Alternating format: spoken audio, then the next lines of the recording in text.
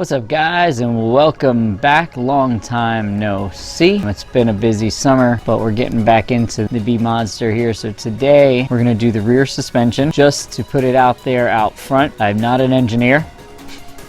I have no idea what I'm doing. I've never designed suspension before, so I'm kind of learning as I go. So if you have any suggestions, you know what to do. Leave me a comment, tell me what I'm doing wrong, tell me what I'm doing right, and tell me if I should do it a different way, because like I said, I have no idea what I'm doing. So today we're doing the rear suspension. We've decided to go with a radius arm type suspension for the rear. So we're gonna have long lower links, short upper links that connect to brackets on the lower links. See what we got going on here. So we've started by tacking in these brackets straight to the original frame of the car. We wanted to keep it independent of the subframe so that all of the suspension forces were going into the frame of the car, not through the engine. So that's going to be our lower link pickup point. All right, so we got the lower links built. I think we did 1.25 inches on the tube, which is probably really excessive, but we'll only have to do it once. So this is going to bolt in just like this here, and that's going to be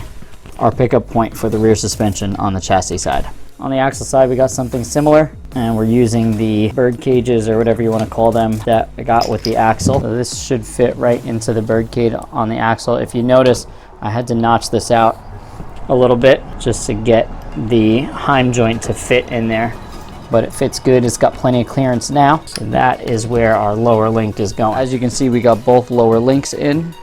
We have the wheelbase set at 90 inches. We want the width is going to be about 60. So we did a little research into ideal length to width ratios with no rule book, no holes barred.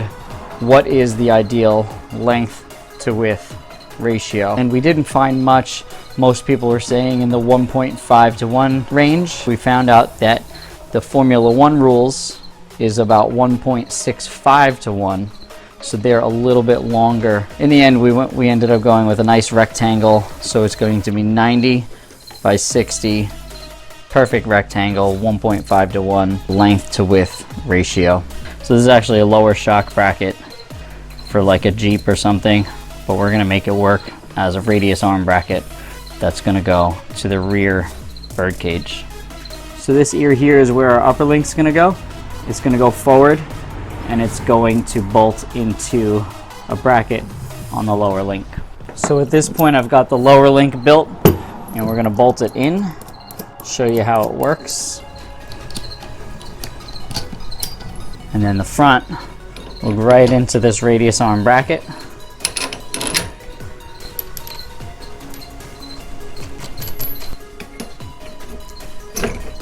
Now you see, as I'm doing this, it's actually changing the toe of the rear axle. So this is going to be a very integral part in the rear alignment. So this is our radius arm setup. We've got 2 mounting points at the back, a mounting point in the middle, and a mounting point up front on the chassis. It will still get a panhard bar that goes across.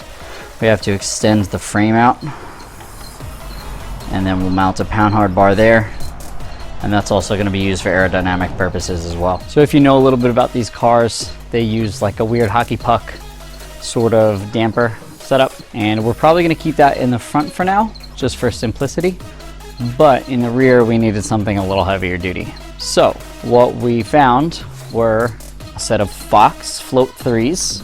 These are front shocks out of a snowmobile. They should work pretty nicely in the rear of this thing.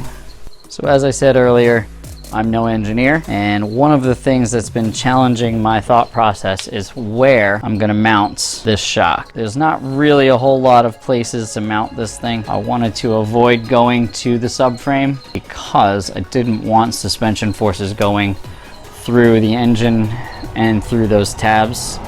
So I wanted the suspension forces to go into the frame itself. So what we came up with was this. So we put these lower brackets on the lower control arms, and I want to put it here. So I don't know if this is going to work, but I want to give it a try. I don't know how strong these shocks are yet, It might work, they might be plenty, but I want to try this out first. I think there's going to be too much leverage on the shocks for it to hold the weight. Put some bolts in there and we're gonna see what happens. I've now got the shocks tacked in place. The plan now is to fill them with some air and see what the heck happens. So they came with this pump that lets you check the air pressure. The instructions say set the eval chamber first and then the main chamber. So the max pressure for the eval chamber is 300 psi. So this is gonna take a little while. Okay, so right now I got about 225 psi. So we're gonna keep pumping. Okay, so I don't wanna max out the gauge. I got it at about 275 right now. Man, I hope this works. This is dead empty, so we're gonna pump this one up really well. We're gonna get it 150 psi.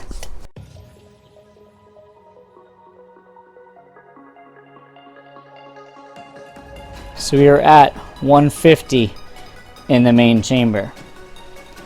Let's do the other side. Okay, at this point I've got both air shocks installed. Main chamber at 150, eval chamber at 300. They are bolted in place. Let's jack this thing up and get this board out of here. Car is up, suspension is moving. So let's lower this jack and see what happens. Okay, so at this point I have the jack under the back of it, and I lowered it all the way down and it's lowered onto the jack. So I have to get the jack out of there. So what I'm gonna do is I'm just gonna lift on the car and then I'm gonna kick the jack out, and hopefully when I kick the jack out and I let go of the car, hopefully it supports its own weight. This is pretty exciting. Let's hope this works. Here goes nothing. Car is up. Jack is out. Letting down slowly.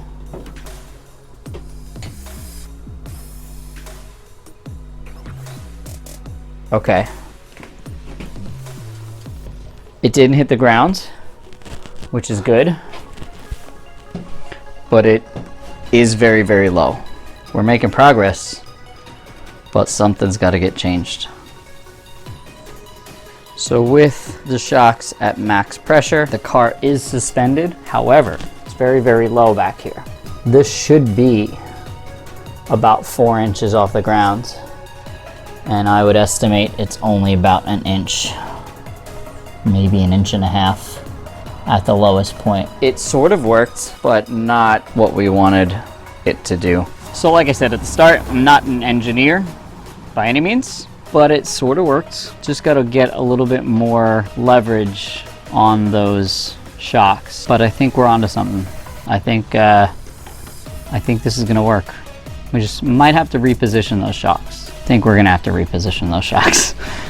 But I know that even in the worst position possible, that they still support enough of the weight to keep the car off the ground. So that's a plus. So if you haven't already, hit subscribe. I think I hit 100 in between the last 2 videos, so thanks everybody for coming. Make sure to subscribe, hit that like button, give me comments, tell me what I did wrong, tell me how to fix this stupid thing, because I want to drive it some point next year, I hope. I got a new job, so I have a lot more time off now, so that should help. And we're gonna start moving here. So next we're gonna figure out what to do with the rear suspension, and then we have to address the fronts. So that's that. We'll see you guys next time.